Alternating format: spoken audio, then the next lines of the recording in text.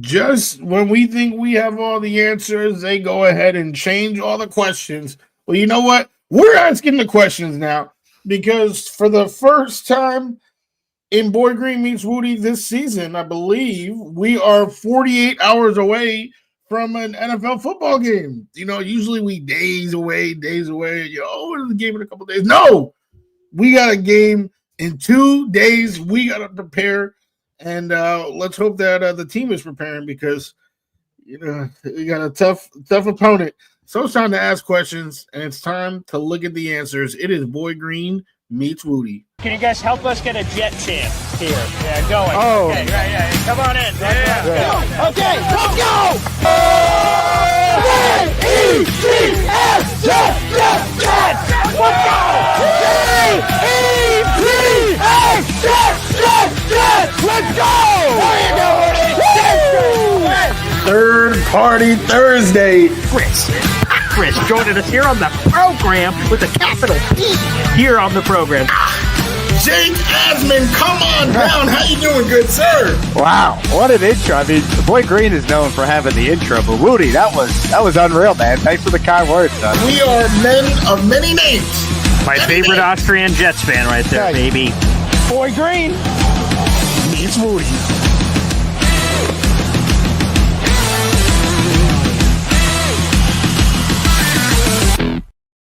Welcome to another episode of Boy Green Meets Woody. It is your boy James Woody, and you already know we are Woody, rocking everywhere. My man right there doing the wave. Come on now, we talking about the boy who became king. Whoa, don't get seasick now. Oh, hey, hit him with it. Jump on it. Hey, come on now. We talking about the boy who became king, Mr. Paul Hesden Jr. rocking the BG hat. How are you doing, my good sir? I'm doing swell, Woody. We've won 2 in a row, baby, and it's about to be 3 in a row.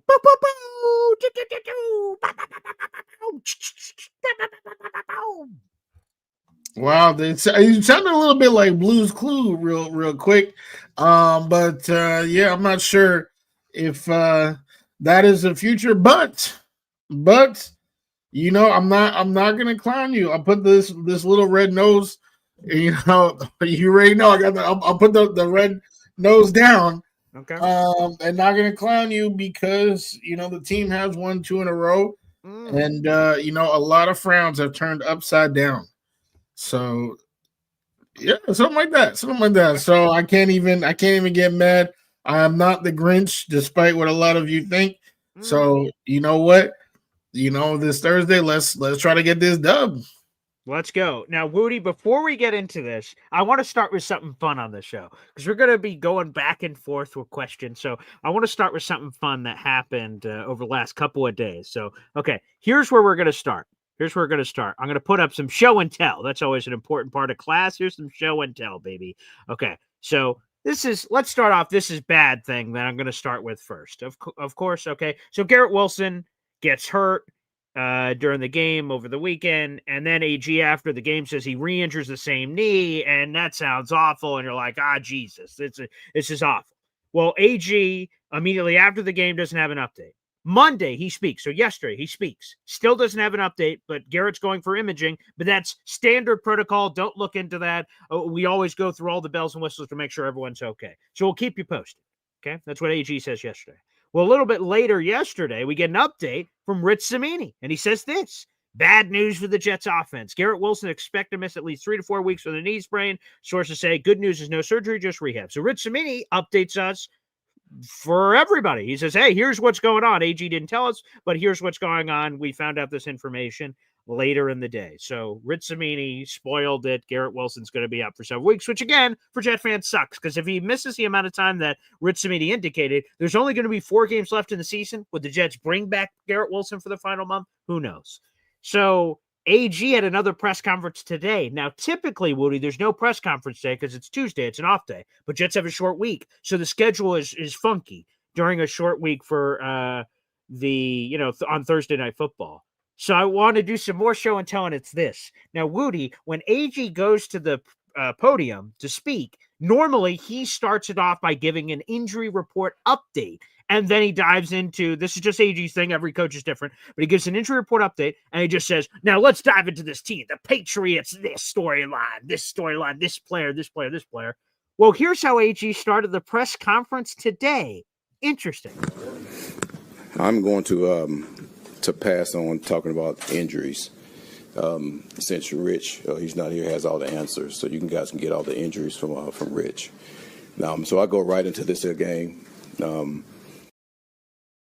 So he says he's indicating Rich Cimini. He says Rich Cimini has all the answers, so you don't need an injury report from me. We could get it from Rich. Rich was not there today, so he was not there to defend himself or have whatever this conversation would have been with AG.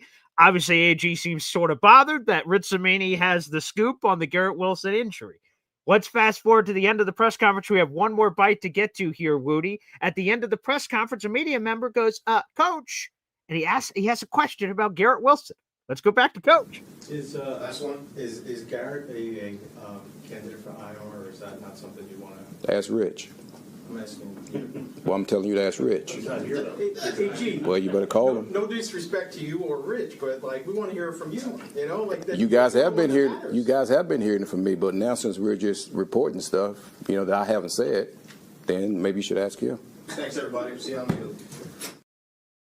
So I want to use all that to say, it's a long wind-up, Wudi, to say, do you care about this AG versus media thing that has continued? Rich Cimini just did his job, and he found a nugget, reported it, and gave us the information on Garrett. AG, of course, doesn't want any information getting outside the building. Very coach-like. He wants to keep everything in-house. And if Rich didn't report what he did, and he had to, that's his job. But if he didn't, the Patriots would be under the ruse of, is Garrett playing? Is he not playing? And now they know for sure, obviously, that he isn't playing. Do you have any problem with this? There's been a lot of responses. This just happened like 40 minutes ago before we got on the show. There's a lot of fans that are pissy with AG saying, why does he have to get combative? There are people pissy with Rich for doing his job. And there's people all over the place. Where are you, Wudi, on all this hoopla? I mean, the way that you just said it, that was pretty funny. They're both doing their job. So I don't know if the way you phrased it means you're leaning a certain way, but what I will say is shout out to the comment section in both of the YouTube channels that we are displaying this show on. We're talking about at BoyGreen25 and at Take Flight Talk. Both comment sections are popping. And Hep really, said the one that I'm gonna harp on, which is, to me, this is all nonsense. This is all wasted energy from Aaron Glenn. He really should be worried about winning football games. I know the Jets have won 2 in a row, really by the skin of their teeth, so it's not something where I think he should be feeling like his shit don't stink, because it has stunk horrifically this whole season, and getting bailed out by a historically bad defense in 1 week, and then having special teams bounce a certain way a different week. I don't think he should really start feeling himself like that. But he was doing this regardless of the win-loss record. Mm-hmm. I just think it's an unnecessary game to play. You're not doing yourself any, favors by doing it. I just think it's an unnecessary stick. I don't like, I don't even like the fact that I have to talk about it right now. To me, you said, oh, man, you were indicating maybe I was leaning towards one side or the other. I just think it's hilarious, to be honest. I'm not on either side. I already said it, and you pointed to it. Rich Cimini's doing his job. His job is to have insider nuggets and to cover the Jets, and he's covered them for 37 years. And while I know a lot of people in our comment section probably hate Rich Cimini because they view him as pessimistic or negative in whatever way you want to, I love Rich, to be honest with you. I've read like every piece he's basically ever put out in his history since I've been a fan of the team. I listen to his podcast. It's religious listening on a week-to-week basis. I always think he gets insider nuggets that others don't. And again, when he covered the team for 37 years, he is one of, and consider this, we talked about this actually. We did an interview at the beginning of the year after AG was hired, and I found this out doing research for the interview that Rich Cimini is one of the longest tenured beat writers in America. Like for any team on any platform on anything of covering the New York Jets for this amount of time. He's up there. He may be the longest tenured, but there may be a few others that are hanging out in the universe. So to me, again, I just sort of find it funny. I love the back and forth between AG and the media. And, and this proves it, Wudi, that like when they were 0, so like he was obviously doing this in the offseason when they were 0-0. Then when they were 0-7, he was doing this. So like even on a 2-game winning streak, he's still doing it. So the thing I like is at least he's consistent, right? That AG's AG, whether you like it or not, that's who he is. And so for those reasons, I'm cool. You are cool. AG not too cool. He running a little hot at the media, but it is what it is. I think we all agree, no matter what comment section you're in, that a win this Thursday would be. I'm not gonna lie. I won't know how to act to upset the current number one seed in the division. I think even more importantly than that, it's a team that all of us universally despise. We just want to see them fail. For a lot of Jets fans, it's their least favorite team. So just to go in their house and mess everything up would be a fantastic, beautiful thing. So my first question of the day is: AD Mitchell good to go? Yerp. He's clear for takeoff, baby. Roger, over. We're clear for takeoff. AD Mitchell is good to go, baby. He did not, of course, to your point, he was traded for at the trade deadline. According to the players on the team, AD Mitchell didn't get in there till after midnight, so that would have been Wednesday morning for install day. Long story short, he just didn't have enough time to get familiar with the playbook from Wednesday to Sunday to be ready for the game. Now, AG on Monday gave all the confidence in the world that he's going to be good to go for the short week against New England, that just there's just enough days between all the games that now he's going to be good enough to be utilized in some form or fashion. And obviously that's super important based on how we started this show. Wudi, Garrett Wilson's out for another month. That sucks. I feel terrible for Garrett. He was on pace prior to the injury to have the best year of his career in catches, yards, and touchdowns. And now it's going to be the opposite. It's going to be clearly the worst year of his career because of injuries. His 1,000-yard streak outside of something unforeseen is going to come to an end. And so that stinks. And by the way, that just goes to show how impressive Mike Evans is, right? He's been able to do it 11 years in a row, and his will likely come to an end this year with his injuries. How impressive it is to overcome all the crap that comes up from quarterbacks to injuries and everything else. So with Garrett going to be out, somebody's got to step up. And Adonai Mitchell's a great place to look. Josh Reynolds, another one of the Jets starting receivers, he's on IR, so he's unavailable. So you're looking at the young bucks. Adonai Mitchell, John Mechie III, Arian Smith are the young guys. And obviously you have some of the veterans. Your boy, Al Lazard, God bless. Tyler Johnson is obviously in that mix as well. So, yeah, Adonai Mitchell is clear for takeoff for Thursday. Now, what does that mean? How big is the amount of play package that he's going to be fed on Thursday Night Football on the road in hostile territory? That part is somewhat unclear. But he is clear for takeoff. And again, if you guys have not heard that interview, I know I plug a lot of my stuff here on the channel and a lot of Wudi stuff. I did an interview with Colts insider Jake Arthur, who's been covering the team for a long time. He's in all those press conferences. He's been around the players. He's in the locker room. And I did a deep dive for like 20 minutes on AD Mitchell on what Jet fans can expect and why he believes that the Jets are exactly what the doctor ordered because he needs reps. The Jets are going to give him reps. And he said that before Garrett Wilson was injured again. So he's going to get a ton of reps, and we're going to see exactly what this kid has. So I'm excited for it. And there's been some additional reporting here, Woody, from Zach Rosenblatt of The Athletic. If the Colts didn't include A.D. Mitchell in the trade, they would not have traded Sauce Gardner. And that to me is a wow, because I think a lot of people would assume A.D. Mitchell was just a throw-in. Yeah, you got anything else? Yeah, throw him in, sure. But apparently that was a key piece of the trade happening. So obviously the Jets see something here. And let's see if Darren Muji and Aaron Glenn, sort of the marriage of coaching staff to coach the player and the general manager of identifying the talent, those two pieces on the Venn diagram can kiss here and give the Jets a quality receiver. So, well, I see something in AD Mitchell. As a matter of fact, for those of you who follow the channels, I put in the Wudi 3 that I was excited to see the new additions, and I put my boy's picture on there only for him to be inactive. So I was definitely looking forward to seeing him play.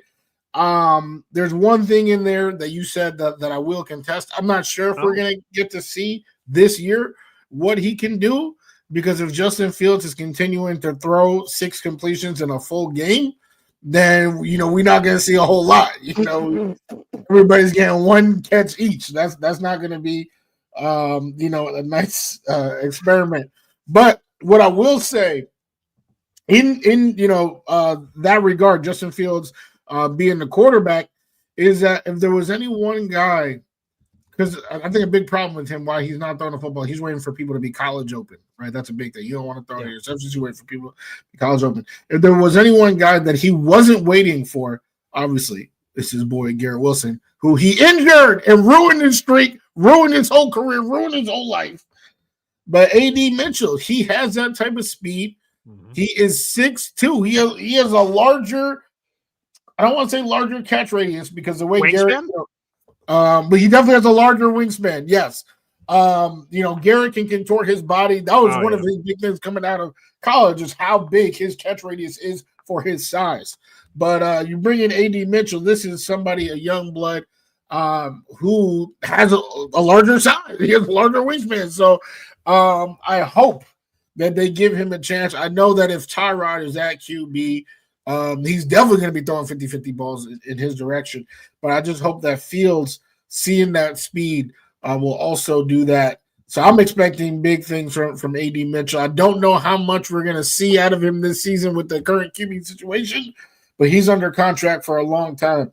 So I am pretty pleased that he's a New York Jet. Yes, he has 2.5 years of team control left on his contract. So he has the rest of the season and 2 more years after that. So 100%. Nice little find there. He was a second-round pick there in 2024. I see we have a super chat in here. Let me get this in for Barney Mittler. Wow. Better to fight the beats and play golf with them. Ah, yes. Old Joe Beningo, Robert Saleh going, man, the Zach Wilson guy sucks. Yeah, there's a lot of poor decisions there. A lot of poor decisions. First off, Robert Saleh apparently opening him up to, hey, I'll get friendly. And then Joe, that breaks an obvious. There is an unwritten code here. Now, Woody, I'm no NFL insider. I'm no Ian Rappaport. I don't break news left and right. That's not my bag. There's been very few cases in my Jets career where I've been able to give a small Jets nugget that maybe I get before somebody else, but it's very small and doesn't happen often. But there's an unwritten rule with like sourcing and relationships and where you hear things and how you display them. And I'll be honest, I've messed one of these up before. And I'll even tell the story now because everyone's gone from it. But what you should share. Joe Beningo crossed an obvious line that he should not share private conversations he's having with Robert Saleh on air and things of that nature that are of that ilk. I can admit this. I made a mistake. So I covered the Hall of Fame game, Woody. I went to the Hall of Fame and Joe Klecko went in, Darrelle Revis went in. And we're waiting. It's not even the Brown Stadium. It's Canton, Hall of Fame. They have their own football stadium. And we're waiting for Robert Saleh to show up. I'm a media member. I'm credentialed. And I'm like, oh, my God, this is so cool. Like Connor Hughes, Rich Cimini, Zach Rosenblatt. Look at all these guys. I don't belong here. I had massive imposter syndrome, and I was freaking out. I'm going to be perfectly clear. Anywho, so we're waiting for Robert Saleh to show up or Zach Wilson, whoever's supposed to show up first. And Robert Saleh shows up. And he's doing his press conference. I get to ask a question about, Dalvin Cook, or is he a Bonnie Conda? I can't remember the question I asked. And then all of a sudden, I look behind me, and Myles Garrett is right next to me. I'm like, holy blank, that's Myles freaking Garrett, man. We're like standing next to each other, observing the Robert Saleh press conference, and I take a picture of us. And Myles Garrett sort of gave me a look like, that's weird. But anywho, so I do that, and then we do the Robert Saleh press conference. The Saleh press conference ends, right? The media scrum breaks apart. Saleh's presser is over. He walks off. He goes right next to Myles Garrett, and they're talking. And I'm just standing next to them. And I hear Saleh tell Myles Garrett, hey, we'd love to have you in the green, baby. Wink. And I'm like, oh. And I'm like, hey. And I tweet it out like an idiot. Like that I heard this saying clearly away. It wasn't at the presser. It was like its own private thing. And I tweet it out. And then I immediately get hate like, dude, that's tampering. Delete the tweet. You're an idiot. And I caught a lot of flack, and I was already feeling imposter syndrome. So I felt like a big doofus, and I had to walk like 10 minutes to go find my car. And I just felt like a dumbass. I should have never tweeted that. I was an idiot. That was obviously an informal, we're just shooting the shit, playing around. He didn't really tamper to say, hey, I'm going to take you on the Jets, but I was an idiot. So long story short here, Barney, we have to just sort of keep things clean, and there are unwritten rules that should be happening. And you're right. So better to fight with the beat than seeing AG and old Rich Meany playing golf. So that is the right way to go about it. Wudi, let me throw a question to you. I love for this segment, and I'm like on the grindstone. My family's not here at the house, so just me. And I'm looking, and I'm staring at the mirror, and I'm like, what questions can I ask myself and Wudi that we haven't asked before? What questions could there be? And I stare up into the universe. I'm looking at the stars. And I'm like, what could be? What could be? And there's unfortunately a question that's a copy-paste. The old ditto. Control C, Control V, on my old Word doc. So I'll ask the question again because apparently we're going to have to keep asking it. Who the hell's playing quarterback against the New England Patriots on Thursday? We know Drake May is playing on that other side. Is it Justin Fields? For the fourth game this season, he threw for under 60 passing yards. He had 54 passing yards on Sunday against the Browns. 42 of the 54 came on a screenplay to Breece Hall. If you take that away, he only had 12 passing yards. If you consider the sack yardage lost by Justin Fields, which was negative 12, he had 0 total net passing yards outside of that Breece Hall screen. You people think I'm making this up? Look it up. Hit it with a Google search. And for the fourth time this season, he's thrown for under 60 passing yards. So again, should Justin Fields be the guy? Is it Tygon time? What should be happening, Wudi? What will happen on Thursday Night Football? So I was just laughing at that time that you guys laughed at me for saying that Drake May was very clearly better than Justin Fields. Anyway, I think what will happen is Justin Fields starting. If I was in the decision and I got to vote, I would probably pick Justin Fields to start. The only thing, and it's a super valid point. It's actually a point that I used to make back when the question was Zach Wilson or our glorious king, who shall be missed, Mike White. My argument back then was, well, if you want to evaluate, Garrett and the receivers, then you need to get somebody who's going to put up yardage. You cannot accurately see what's going on if for the whole game somebody is 6 for 11.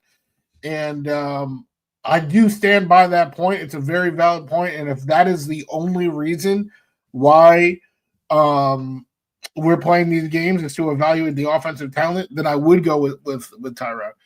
But I think, they, again, made their bed with Fields. I think they should line it. There is also the potential that, the not scared Justin Fields plays. We have seen that person, play like 3 times this season. And then also the running. He did have some solid runs. Tyrod can run, but, with his durability, I would rather him, just kind of, stay as safe as possible. I think Fields will start. I'm not saying should, but I think he will. And if I was voting, I would vote Fields. So that's what I'm expecting, Justin Fields. And for the, very, very loud, but minority of fans out there of, oh, well, we won two in a row with Fields. So why would we switch it up from that? Like those guys are going to be happy. So, yeah, I'm going to go with Justin Fields. Wow, I can't believe we disagree here, Woody. We always agree. So this is crazy. I would definitely start Tyrod Taylor. Again, it takes balls. I would start Tyrod Taylor's Tales of the Crypt ass immediately. And I would also say this, that it takes balls to do it because you mentioned it. The Jets have won 2 in a row. The Bengals game, I'll 100% give that to Justin Fields. He played out of his mind. He played great for what he is, right? It's not going to the Hall of Fame. I don't know about that. He played out of his mind for him, considering all the circumstances and everything, for him in the Justin Fields box. Drake, hey, like out of his mind, like look at Drake May. Okay, he's an MVP candidate, for God's sakes. So for what he is, he played very well. So I'll give him the Bengals game, tip of the cap. I think he's played 2 good games this year. Bengals, Steelers. That's it. Everything else has been trash. So again, he's coming off this horrific game where the Jets won in spite of him. They had 2 return touchdowns, both in the first quarter. 99 yards, 74 yards. That's the first time in Jets history, unless you want to count the New York Titans of 1960, that's ever happened in the same game. So it's either happened only once or twice in the last 70 years. The chance of that happening on Thursday night seems slim. So that means Justin's going to have to play, if he is the guy, play a lot better to overcompensate, because the special team's been really good all year for the Jets for the most part, outside of the Xavier Gibson fumble and Isaiah Williams fumbles in week 1 and week 4, respectively. They've been spectacular. Obviously, Nick Folk's been really good. McNamara's been good. The return game has been pretty good. So they're going to be really solid, but to get these sort of bursts, it's unreliable. That's not a sustainable way of winning. And the Jets won in spite of Justin Fields, and they've won in spite of him. They only have 2 wins, so they've been unable to win with his play throughout the majority of the season. Tyrod has shown a much higher ceiling of passing the football. I think there's a way to use both. Allow Justin Fields to be this wildcat quarterback that literally does these plays where it's him and Brees. You snap the ball, you pull 2 offensive linemen, and he just starts running like a bat out of hell to the left, and it's a QB sweep play, and then get whatever you can. All right, Tyrod, you're in, and just use him in that way, and eventually use Justin Fields in that wildcat play like 4 or 5 times in a row. Run. The defense like, we know what's happening here, and then boom, Justin Fields gets a pass where it's wide open. Can't miss that, Justin. It's wide open. Just set your feet and pat it twice and chuck it up there. That should help with the accuracy issues there for I would play Tyrod Taylor. To your point, under a short week and with the winning streak, do they? Maybe not. But, hey, if things start going wayward, AG has already shown in the past he's willing to pull Justin Fields. He did it in the Carolina game. He could do it on Thursday night primetime. I hope not. I hope the Jets are just playing so well that no quarterback change is necessary in the game. But will it happen? I guess we'll see. Well, it's a relief to hear you say some of these things that I've been saying since April. Like Tyrod is a better thrower of the football. Those are things I tried to tell people. They refused to listen to me at that time. Sure. Could have saved a lot of heartache, but at least now you've learned 7 months late. All right. Shout out to M. Villette. You already know the receipts all day, every day. I'm out here letting y'all know because I just want you to know that in real time, there are a lot of things that I say that are true. You might not like it, okay? I remember being sick. I didn't always like that grape, diamond tap or whatever the medicine. I didn't like it, but you know what? It healed me, and that's what I'm here to do. You might not like what I'm saying, but I'm here to heal you with the truth. And with this upcoming game, it's possible, Fields gets benched at halftime. But like you said, he's played some games. Two good games. I will agree with that. But the Dolphins wasn't a bad game. He played like trash. And all those other games, less than 50 yards. Come on now, like trash. And you already know I'm the first person to say I never wanted Fields. I thought he was the worst case scenario for this team. But the Dolphins, so we got 3, All right. you know. So maybe this is the next. I don't know. But again, the versatility of the legs, you can uh see if he's playing like himself, and then if he's not, if he's playing like the same bum Fields, then okay, Tyrod at halftime. And Tyrod, he's a garbage time kick anyway. He's always scoring TDs, right? If the game is 21-7 at halftime, right? We already know that before the game's over, the Jets getting 21 points because Tyrod's about to hit these TDs late in the game. So yeah, he could start. But I also think for the locker room, and that's another question that I wanted to ask later on. Yeah, is how is the locker room feeling right now? Like if they're feeling hype, if they're starting to believe in AG and everything that's going on, I would imagine. This is a guess. I would imagine that they're also supporting Justin, who is a nice guy. A lot of people like him personally. I actually can't think of anybody who doesn't really like him personally. So I think they're probably playing for him right now, or trying their best to play for him as well. Like I think to make the change, that might mess up the juju inside the room. Now, Woody, what I tried to do, because we want to give him the Dolphins game. You know what? I can admit mistakes. They don't happen often, so they should be easier to pick out. But okay, I'll throw the Dolphins game in there. And then I immediately said, well, let me write it down. Is there a correlation between the games? So week one, okay. Week 4, okay. Week 8, okay. Wait a second here. Week 4 was Monday Night Football, so I understand that it appears to be a 4-week gap, but really, if you look at the dates, it's more a 3-week gap. So the last game he had of note was week 8. Woody, what week is this? Week 11? Is it now?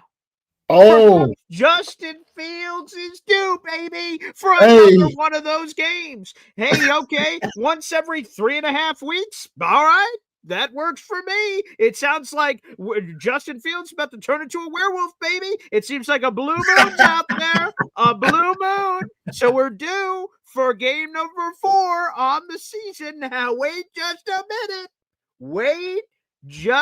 minute. So, maybe. That's not sorry, I'm not going to Alex Trebek in.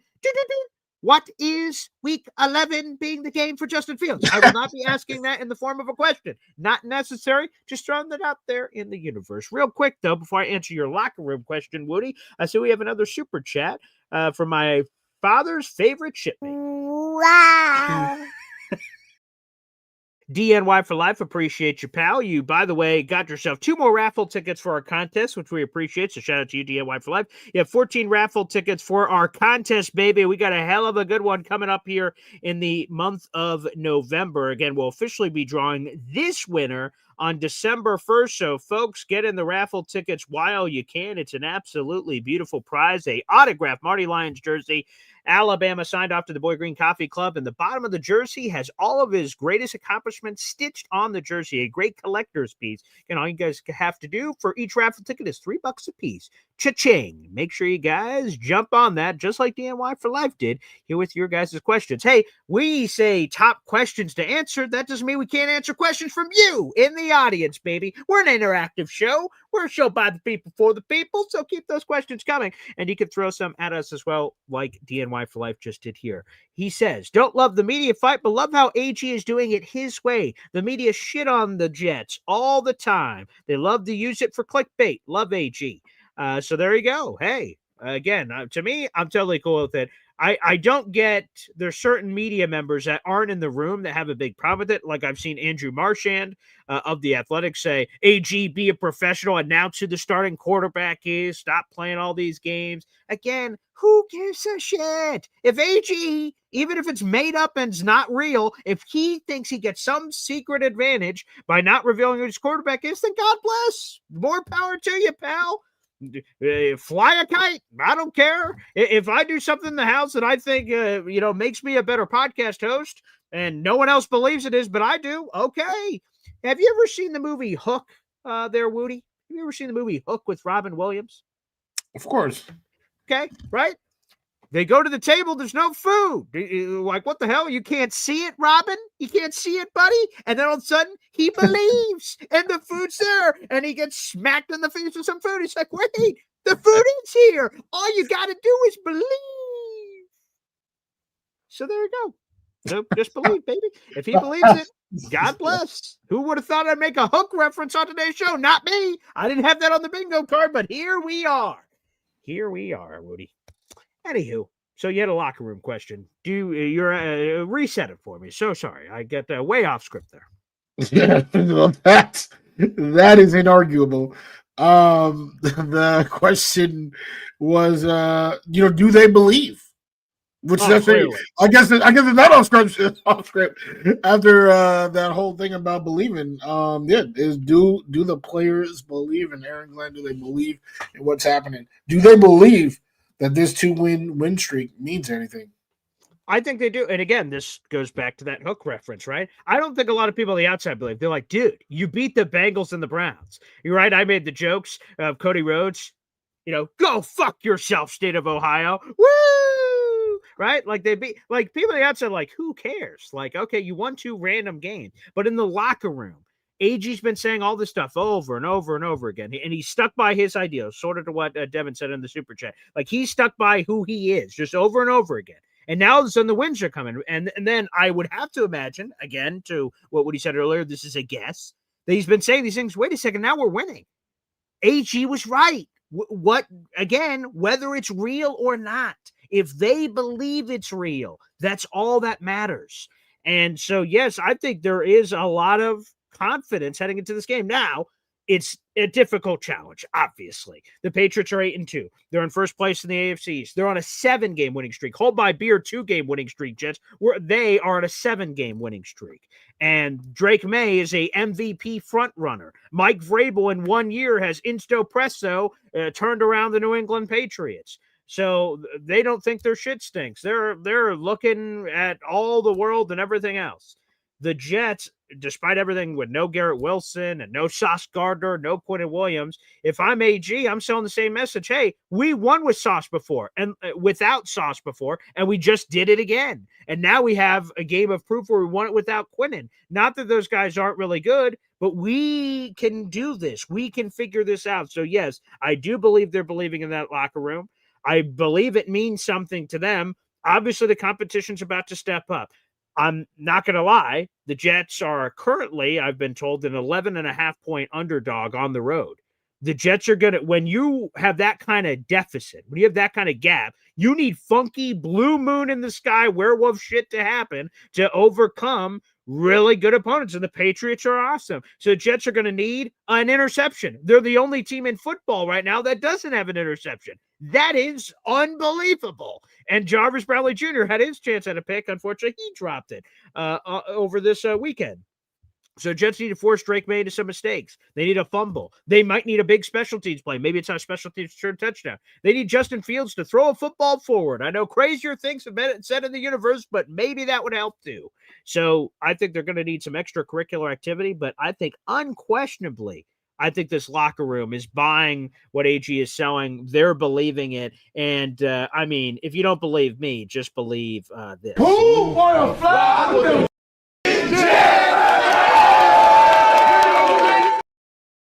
I love that's his new thing. I absolutely love it. He has his own thing, and this is his. His imprints are all over this team.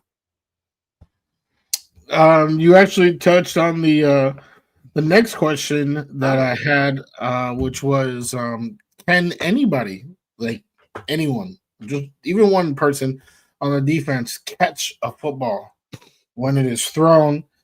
And I guess we don't know the answer to that, but you touched on the fact that the Jets are the only team in the NFL without an interception. And we were like super hyped because we were the only team without a turnover, first turnover. And Jarvis Brownlee forced that turnover. Haven't seen one since. So this is like a pitiful unit. And then of course, yes, the interception thing, our boy Brownlee, I'm not trying to shit on him at all. He just happened to be the one that dropped it, but I would definitely highlight whoever dropped it. especially since he's the one that forced the other fumble. I can't be out here talking about, why did you get? He's the only person that's forced a takeaway. Drake May, he's had an interception thrown his last 3 straight games. He's a gunslinger. This is somebody who I've watched, as you guys know.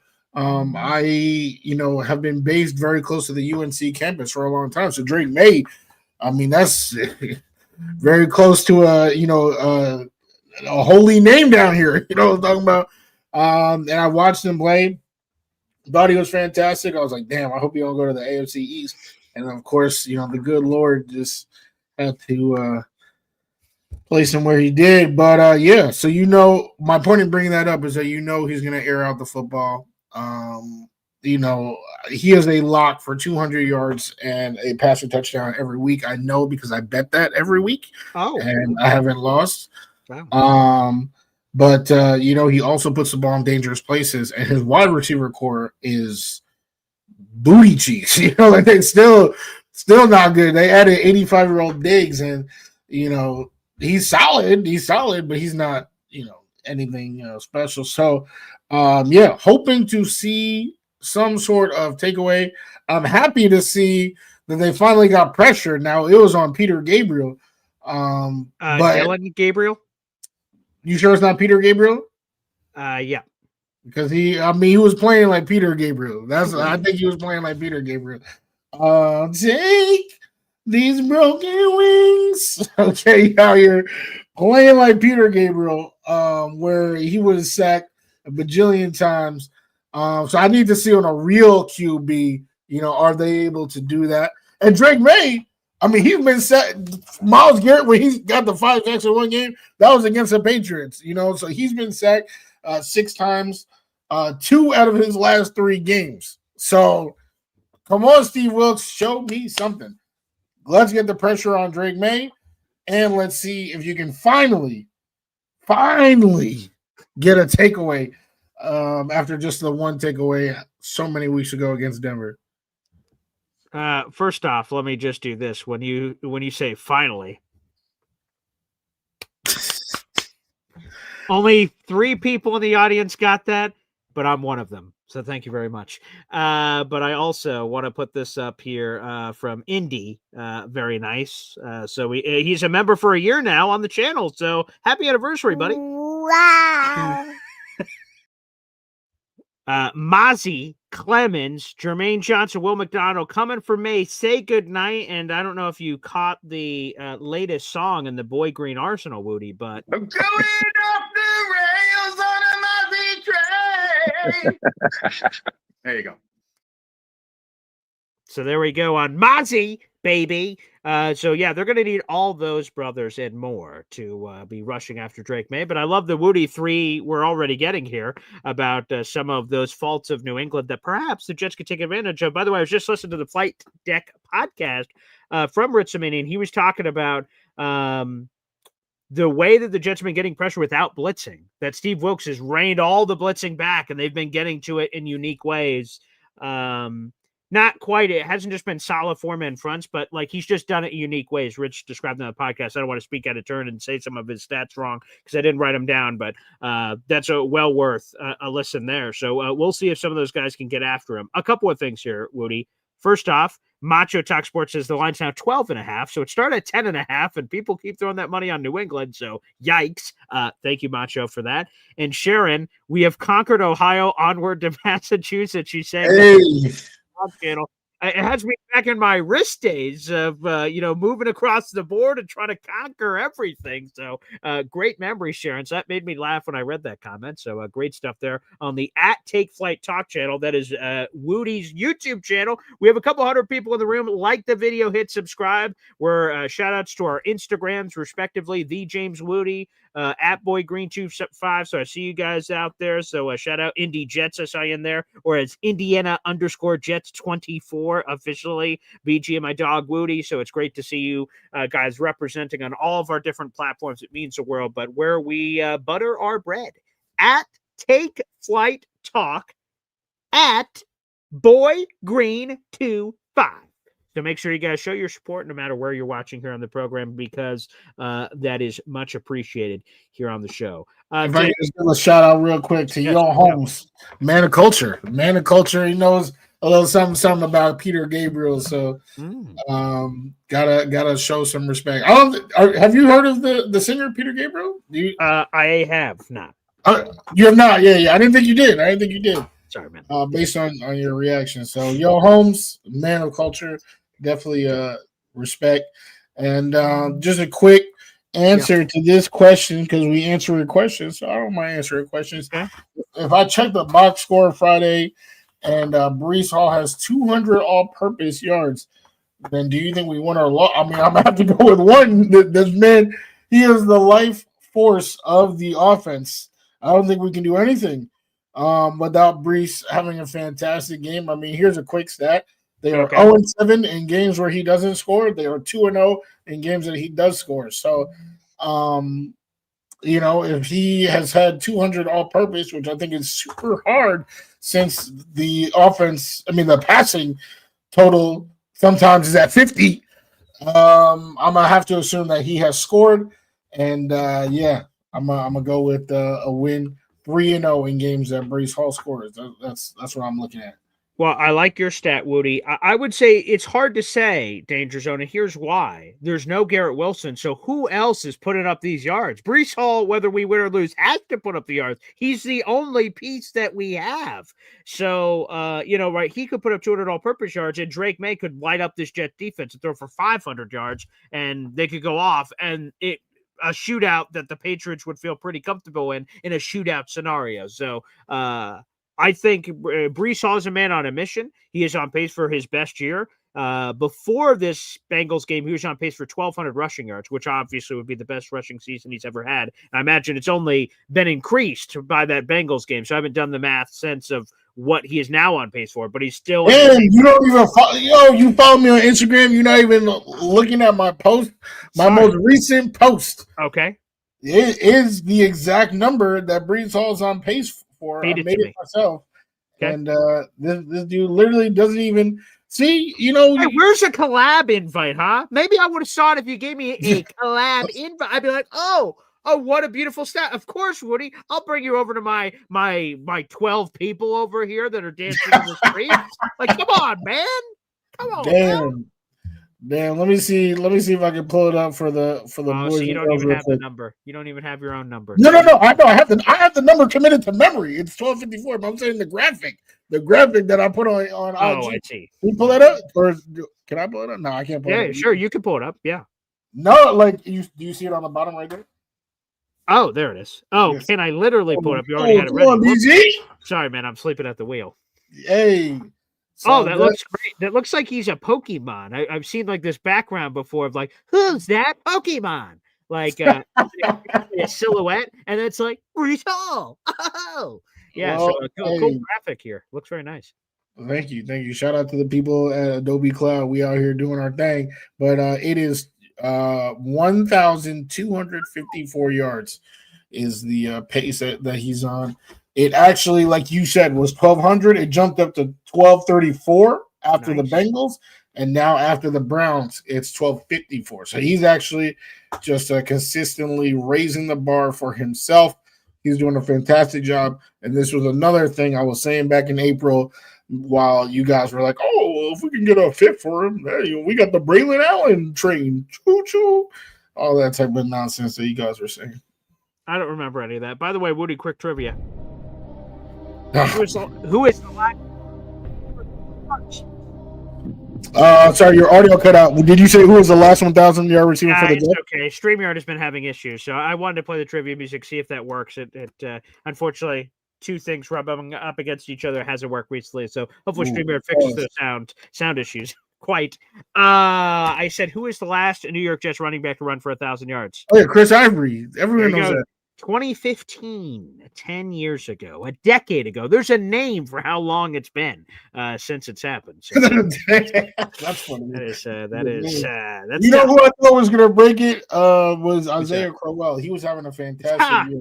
200 No, he yards was- rushing.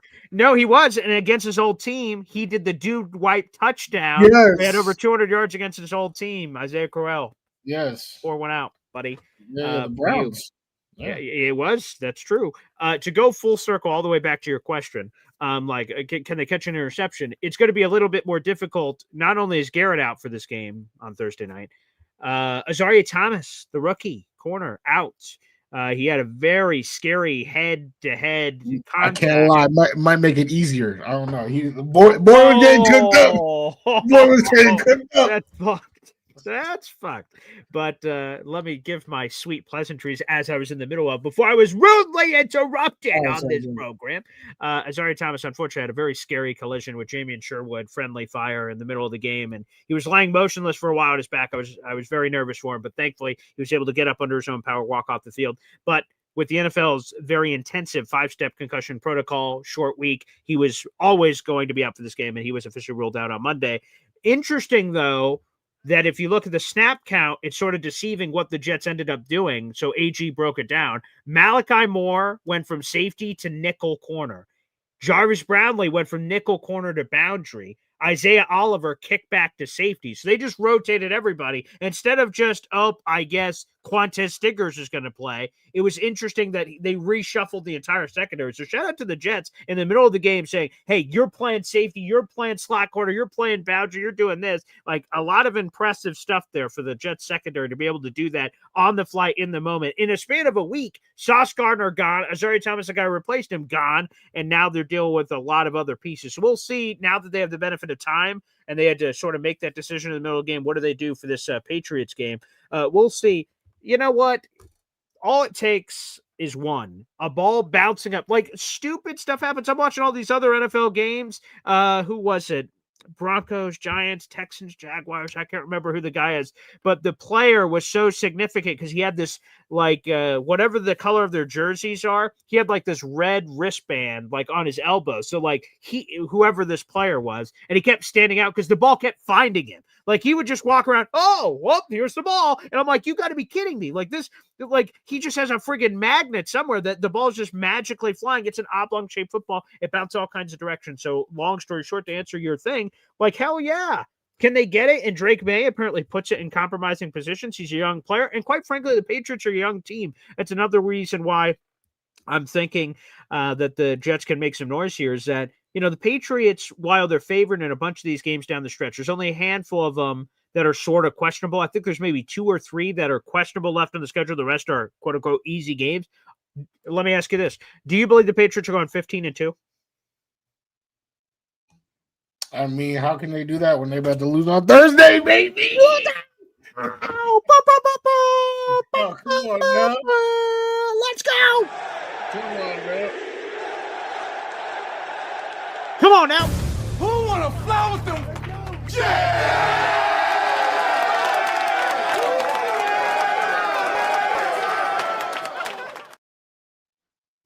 If you weren't with us at 0-7, don't come over 10-7, baby.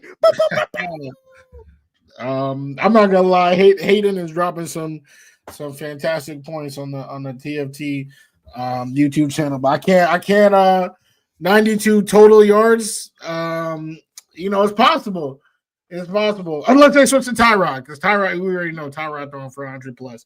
But the Patriots, no, I really think the Patriots are going to win a lot of games. Like I would say, 100% they win in double-digit games. Like I would bet. Oh well, yeah. I mean, they're at 8-2. They only need 2 more. Oh, is that? Oh, damn. So 12. I'll say 12. I'm very confident in 12. Oh, okay, sure, yeah, like double digits. I agree. I definitely think that's happening. Well, you guys didn't agree when I was telling you in April. You guys were hey. the Patriots suck, man. 5 games. Mike Vrabel, that don't mean shit, bro. Okay, I've had 2 takes. Both of them look really bad early. One looks really bad. One is, we'll see. The 2 takes for this. New England was going to win 5 or 6 games. Well, they passed that, so Paul's an idiot. At Freezing Cold takes, take your lunch money, pal. Number 2 was that Aaron Rodgers would quarterback the first Mike Tomlin team to miss the playoffs and go under 500. Both of those things happening together. And, it looked questionable early on. Old Aaron Rodgers was throwing it all over the barnyard, but now looks like that car is turning the other direction. So maybe that's going to be a late bloomer of no. Also had the Jets winning the Super Bowl and a 12-5 record. That one's slightly off kilter at this point. First place, Aaron Rodgers. Yeah, I mean, I don't know. We can. Although he did for now. Oh my God, did he cost me in fantasy? I'm the only Jonathan Taylor owner on planet Earth who did not win in fantasy this week, and I 100% blame Aaron Rodgers. Just wanted to let you guys know that. I see Nate says Stiggers did play boundary corner in the fourth quarter, didn't allow a catch. According to Rich Samini's snap percentages, Quantas Stiggers played 3 snaps on defense. So I appreciate him not giving up a catch in 3 snaps, but unless his stats were wrong, and he just had it wasn't even he tweeted them where he could have mistaken it. He had it on his stat sheet he got from the National Football League, and it said 3 snaps played. So it seems like he played some boundary corner, but it didn't seem like a lot. It seemed like more so what Glenn said with the reshuffling of the secondary. But that was my initial gut because when the game was over and the snaps came out, I'm like, I was just looking at corners. I was going through the defensive thing going, corner. Who was next highest after Isaiah Thomas? I'm like, oh, it was Quantas Stiggers. He was the guy. And I'm like, oh, 3 snaps. I'm like, what the hell did they do? Because I was in the middle of doing the play-by-play, so I didn't have time to, like, pen it out and see exactly who was playing where. So, yeah, maybe we'll get some more Quantas Stiggers action. I'd love to see him get a shot. He's a good kid, so there's nothing more. I would love to see that. I also I feel like Stiggers can probably catch. He can probably catch a football. So well, right. How many? I imagine. I don't want to assume, but I imagine you don't remember off the top of your head. His CFL. He won the Rookie of the Year in the CFL, and he had like a cajillion picks. He was doing awesome. He had a couple pick sixes and stuff too. So maybe he is the answer to the prayers. I love when he makes a big play on special teams. He goes insane. Like they just won the Super Bowl, and the Jet players on special teams like lose their shit with him. So again, I'd love nothing more. That would be a momentous thing if the Jets can get an early turnover on New England and then they give the offense short fields to work with. That's another way to possibly help Justin Fields or Tom Brady, whoever the hell's playing quarterback. Hey, you don't have to drive 99 yards. How about 20? Here you go. Silver platter. Now, make sure you score a touchdown. Don't just take 3. Here you go. You got a turnover short field. Take advantage of it. And then maybe defense and special teams can keep playing the way they've been playing. Yeah, we will see. I mean, I can't because I know you're like, oh, super impressive how they did all this. To me, that's just musical chairs until you guys can actually get some production. Moving things around, that don't mean nothing. Can you guys actually, stop players, right? They did a fantastic job of, letting Jerry Jeudy look like Jerry Rice. And I had Jerry Jeudy on fantasy. He has been buns. There's no way you started him, right? What? There's no way you started him, though, right? I dropped him. Oh, okay. So did I. I was just saying, boy, you have to, your family must be, wheeling around some wagons to carry your balls. If you had the entire time and said, you know what, fuck it. Jets defense, now's the perfect time, and start him, that would have been a great move because Tommy Reese was calling plays, different guy, different things happen. But no, I dropped this ass to him like, Jesus, I can't even roster him, let alone play him. So, unbelievable. So, so that's what I'm saying. I can't give the Jets, great job mixing things around. That really worked out. No, it didn't. Touché. But we'll see what happens with Stiggers on Thursday. Shout out to Stiggers real quick for people that don't know his story. You guys could check out this interview. I did it about a year ago, so you'll have to look it up on YouTube or on Google. Jory Epstein, she works for Yahoo Sports. She met with Quantas and did the super deep dive piece about his life. It's super fascinating. And to Yoham's point, Stiggers just so easy to root for. His solid special teamer down the stretch should see some more diamond on defense, especially with Sauce traded. And that Stiggers is in the NFL, didn't even go to college. Yes, he was supposed to go to Lane College, but unfortunately a tragic, passing away of someone in his family and his life, I believe it was his father. And that happens, and he has to go back home to take care of his family. So he stops college, has to do normal jobs. And then he gets the fan football league where it's 7-on-7. People in the audience are picking the plays on their phones. The craziest bleep in history. CFL team goes, who's that guy in the fan? How are they even looking at fan control football? How do you even find that? I didn't even know that existed. Yet somehow a CFL scout's like, not bad. And then it turns into everything. So he has an unbelievable story. There'd be nothing more that I would like out there in the universe that for him to do anything with the Jets, let alone make some plays and become a starter. I love his confidence. He said it last year, I'm going to be a starting corner next year. Now, I'm like, looking at the depth chart, I'm like, I don't see it, but I love the cut of your jib, pal. And maybe he will be a starter. Maybe he's going to speak it into existence. So, he could start this week. We'll see if that's the case on Thursday Night Football.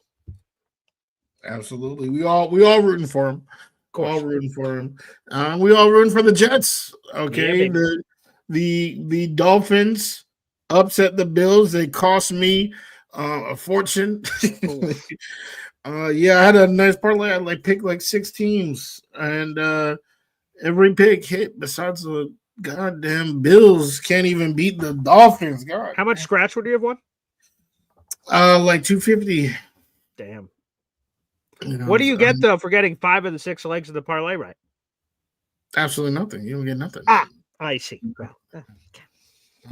So yeah, picked, just perfect. All the, little, okay, dash of Ravens there, perfect parlay over Josh Allen to just continue to throw the football to the other team. So let the Dolphins not be the only upset in the AFC East this week. Come on now, it goes to show you. It goes to show you, Woody, that I imagine that leg of your parlay took 3 seconds to say, yeah, Bill's taking out the Dolphins. Check. That was probably the first leg of the parlay. All right, now what else am I building around this? Now let's get dicey, because that wasn't dicey. So, but that goes to show you that nothing can be bleep and assume. The Packers losing to the Browns, the Dolphins beating the Buffalo Bills, the Patriots beating the Buffalo Bills, although the Patriots have turned out to be a really good thing. There's been wild upsets throughout the Raiders beat New England week 1 in Foxborough. No one talks about that because it was a million years ago, but that happened. So crazy shit happened. So for everyone just writing it off saying, here come the Patriots, here we go. And exactly, King Blaze, imagine we beat the Patriots. Imagine the Jets go into the Lions' den, beat New England at the top of their powers at 8-2 and snap a 7-game winning streak, and AG gets a 3-game winning streak. You want believers? I said it on Boy Green Day. I'll say it again. I will be fucking intolerable when the Jets beat the Patriots. I will be intolerable when that happens. Just want to be out there. I definitely do not doubt that. And Hayden, who is, I appreciate you joining us for today's show on Take Flight Talk. Pats fan in here, just very respectful in the comments. Brought up this point too, and you can say that, that was the Dolphins beating the Bills, but right now, the worst team in the division is facing the best team in the division. So I think this is a time to make something happen. You never know. You can never be too safe. Boy Green already pointed out a lot of different upsets. I think the Panthers and the Packers. I don't even want to talk about the Packers because they cost me. I'll just say that anything is possible.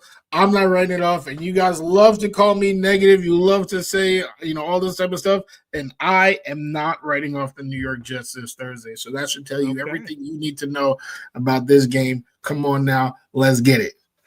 Damn straight. Well, Hayden and everybody else that joined us in the chat, shout out to my folks over on Instagram. God bless. You guys are seeing a new version, by the way. StreamYard has implemented a vertical and portrait and landscape mode and all these different things. So I'm seeing it on my Instagram. The show looks a lot different now. So hopefully you guys on Instagram are enjoying it. It's a StreamYard setting, nothing to do with us. So if anyone has any of those issues about seeing the show or anything, please just let us know. It's a new feature here for StreamYard. But I do want to give a shout out to the couple hundred people in the room. Make sure you guys like the video and hit subscribe on your respective social media portals. I'm trying to make a chase to 10,000 subscribers, and we're trying to get my boy Wudi to monetization. He has been on the streets with a cop asking for loose change. For the love of God, and can we dump a few dimes, couple of nickels, couple of quarters, for God's sakes? so he can put food on the table for his family. All you have to do is subscribe. It is free to do, folks. That is Take Flight Talk. That's where he does all his wonderful New York Jets coverage, including all the hard work for Wudi 3. And he's so proud of that, and he should be, of coming up with stats and insights that no one else has. That's kind of research that my guy Wudi puts here into all of his Wudiology. And let's all be students and go back to school and learn, because I yearn for some learn. And he delivers it, baby. So, Wudi, God bless. Thank you. And we'll be on Thursday, folks. I can promote it and tease it because the video's already up. Taylor Kyles, beat reporter for CLNS Media that covers all things New England Patriots. He's at every game. He breaks down the film. He is the best. I love Taylor, and he has given us time on game day, hours before kickoff, and that means the world to us. He will join us at 3:00 for a third party Thursday for a game day episode, unique game day episode for Boy Green Meets Wudi. I can't wait for it. That's going to be a lot of fun talking Jets Patriots on Thursday at 3:00. Woodster. Absolutely fantastic. My God, what a generous opportunity. Taylor, definitely thank you so much for carving out some time. Huge day, right? Big day, very busy day. Carving out time to speak with us. Like Boy Green just said, means the world. And we're gonna talk about it. Favorite day of the week, third party Thursday, game day Thursday. There's so many things to say about this Thursday all at once. Let's get it. Here we go. I will see you guys tomorrow morning for Boy Green Daily. Thank you guys so much for tuning in, and we will see you next time. Take care, and in the wise words of Aaron Glenn. Who wanna fly with them? Yeah!